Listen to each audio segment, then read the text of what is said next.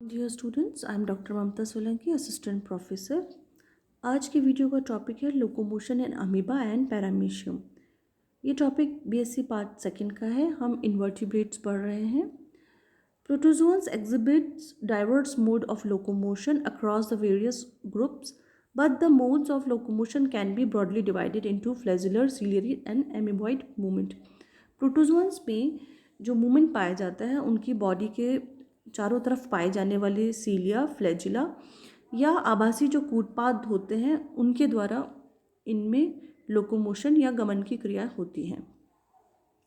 यहाँ सबसे पहले हम अमीबॉइड मूवमेंट पढ़ेंगे। अमीबॉइड मूवमेंट जो कि सूडोपोडिया के फॉर्मेशन से संबंधित होता है, सूडोपोडिया का फॉर्मेशन होता है। अब सूडोपोडिया जिसे कि कूटपाद भी कहा जाता है, उनका फॉर्मेशन बनाने के लिए, उनका निर्माण करने के लिए साइटोप्लाज्म का एक्सटेंशन बहुत आवश्यक होता है, क्योंकि जो साइटोप्लाज्म होता है वो उनकी जो पेलिकल्स होती हैं, आवरण होता है, उसमें से मूव करते हैं। इस तरह से उभार का फॉर्मेशन होता है साइटोप्लाज्म के द्वारा, और वही सूडोपोडिया का फॉर्मेशन करते हैं। The process is visible under the light microscope as the movement of granules within the organism. ये जो प्रोसेस है सूडोपोडिया का फॉर्मेशन, इसको लाइट माइक्रोस्कोप से आराम से देखा जा सकता है, जिसमें कि जो ग्रेन्यूल्स होते हैं वो मूव करते हैं उस ऑर्गेनिज्म में और आगे की तरफ बढ़ते हैं। The basic locomotory organelles is the pseudopodium. The way in which movement is effected can vary slightly among groups, but generally involves the polymerization of cytoskeleton protein at the leading edge of the pseudopodia. यहाँ पर ये जो process होती है उसमें हम polymerisation देख सकते हैं साइटोस्केलेटन प्रोटीन, जैसे कि एक्टिन और मायोसिन का, जो कि जो एज होता है अमीबा का, उसमें हम देख सकते हैं कि जो एक्टिन और मायोसिन होते हैं उनमें पॉलीमराइजेशन होता है। वो पहले अलग अलग होते हैं, फिर वो मिलके एक पॉलीमराइजेशन के थ्रू एक ऐसी संरचना बनाते हैं जिससे कि वो आगे की तरफ मूव कर सकते हैं। Followed by the flow of cytoplasmic material into the, जो एक फ्री स्पेस होता है वहाँ पर साइटोप्लाज्म आगे की तरफ फ्लो करता है थ्रू द पॉलीमराइजेशन प्रोसेस। ये एक स्ट्रक्चर है जिसमें कि हम पॉलीमराइजेशन की स्ट्रक्चर देखते हैं। ये एक अमीबा है जिसको कि प्रदर्शित किया जा रहा है। इनमें जो साइटोप्लाज्म है उसका फ्लो इस प्रकार से हो रहा है। ये बाहर का इसका जो एक्टोप्लाज्म है, क्योंकि जो बाहर होते हैं एक्टोप्लाज्म और अंदर की तरफ एंडोप्लाज्म उपस्थित होता है। ये एक्टोप्लाज्म जो होता है वो जेल फॉर्म में होता है, और जो एंडोप्लाज्म सॉल फॉर्म में होता है, और सॉल और जेल जो है वो एक दूसरे में कन्वर्टेड होते हैं। जो यहाँ पर साइटोस्केलेटन है एक्टिन में मायोसिन, वो आगे की तरफ बढ़ के और इस प्रकार से पेलिकल्स को उनका पॉलीमराइजेशन हो जाता है, और देन ये जो पोर्शन होता है एंडोप्लाज्म का, ये इसको प्रेशराइज करते हैं और ये आगे की तरफ मूव करते हैं। A variety of pseudopodial types are found among the naked and testis amoeba. In some species, a single pseudopodium is extended at any one time. In others, numerous tubular pseudopodias are extended simultaneously. Some amoeba appear sac-like throughout locomotion, and pseudopodia are obvious. Pseudopodial locomotion can be classed as either axial and appendicular dependent upon the definitions of the pseudopodia. Outwardly, pseudopodium locomotions appear to be the extension of the part of the body that anchor itself and then pulls the remainder of the body forward. Pseudopodia जैसे ये एक body part है, इसका एक हिस्सा आगे की तरफ मूव करता है और ये अंदर वाला हिस्सा भी इसके अंदर मूव करेगा, उसको प्रेशराइज करता है साइटोप्लाज्म को, और यहाँ पे उपस्थित जो एक्टिन एंड मायोसिन होते हैं उनका पॉलीमराइजेशन होता है। फिर ये बॉडी को धीरे धीरे आगे की तरफ मूव करता है। तो ये इसके मूवमेंट या गमन की प्रक्रिया होती है। Outwardly pseudopodial locomotions appear to be the extension of the part of the body that anchor itself and then pull the remainder of the body forward. Internally, however, the movement is quite different. In cytoplasm, it is divided into two parts. जिसमें जो peripheral part होता है उसको ectoplasm कहते हैं, और जो inner mass होता है उसको एंडोप्लाज्म कहते हैं। एक्टोप्लाज्म को जेल भी कहते हैं, जिसमें कि जेली लाइक सब्सटेंसेस होते हैं, और जो इनर मास होता है उसको सॉल कहते हैं, जिसमें कि कुछ जो पार्टिकल्स रहते हैं वो सस्पेंडेड रहने के बाद उसको कोलॉइड बना देते हैं, थोड़ा कंपैरेटिवली इससे सॉलिड थोड़ा सा बना देते हैं। ये एक स्ट्रक्चर जिसमें कि डायरेक्शन बताई है साइटोप्लाज्म के फ्लो की, ये इस प्रकार से फ्लो हो रहा है साइटोप्लाज्म। यहाँ ये वाला पोर्शन डार्क जो दिखाई दे रहा है वो एक्टोप्लाज्म है और ये एंडोप्लाज्म है। और यहाँ पर डायरेक्शन ऑफ साइटोप्लाज्म क्योंकि वो डिफरेंट डायरेक्शन में फ्लो कर रहा है, और यहाँ पर हम काफ़ी सारे सूडोपोडिया का फॉर्मेशन देख सकते हैं। और ये जो साइटोप्लाज्म है एक्टोप्लाज्म एंडोप्लाज्म, इसके अंदर की तरफ यूँ धंसता जाएगा और ये आगे की तरफ बढ़ता जाएगा। As the pseudopodium, part of the ectoplasmic gel is converted to soil, whereupon endoplasm being flow towards this area, the cell wall expands and the pseudopodium is extended forward. When the endoplasm which continue to flow into the pseudopodium reaches the tip, it extends laterally and is transformed to a gel.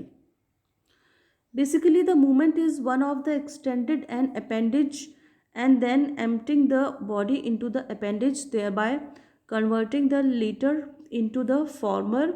Although the flow of the cytoplasm is produced by the same protein involved in the mechanism of muscle contraction, the actual molecular basis of mechanism is not yet known. But जो process है उसमें इसी प्रकार से कि जो ectoplasm है पूरा का पूरा जो साइटोप्लाज्म है वो डिवाइड रहता है, और इस प्रकार से प्रेशर फॉर्म किया जाता है जिसमें कि जेल जो है वो सॉल जेल में कन्वर्ट हो सके, और इसमें हेल्प करते हैं एक्टिन और मायोसिन पॉलीमराइज होके। ये है सूडोपोडिया का। नेक्स्ट है लोकोमोशन इन पैरामीशियम। पैरामीशियम जिसमें कि सीलिया पाए जाते हैं उनके द्वारा इनमें लोकोमोशन होते हैं। Paramecium has a streamlined body which helps it to swim in the water with less friction. The rapid swimming is facilitated by the beating of fine and hair-like cellular organelles called cilia. Cilia cover the entire body surface of this protozoan. यहाँ हम paramecium में किस प्रकार से locomotion होता है, क्योंकि वहाँ लोकोमोटरी ऑर्गन सीलिया है, और सीलिया जो है उनका जो रेगुलर मूवमेंट या बीटिंग होता है उसके थ्रू इनमें लोकोमोशन होता है। और सीलिया के बीट करने की एक फ्रीक्वेंसी या एक प्रकार होता है जिसमें एक इफेक्टिव एंड रिकवरी स्ट्रोक होता है। जैसे कि एक चाबुक को हम देखें, उसको पीछे से आगे लाने के अंदर जो प्रेशर चाहिए होता है वो मेंटेन किया जाता है। यह है एक इफ़ेक्टिव स्ट्रोक जिसमें कि फॉरवर्ड आगे की तरफ बहुत स्ट्रिक्टली उसको कठोर किया जाता है, और फिर जो रिकवरी स्ट्रोक होता है वो बैकवर्ड जाता है जिससे कि वो आराम से जहाँ प्रेशर की आवश्यकता नहीं होती है।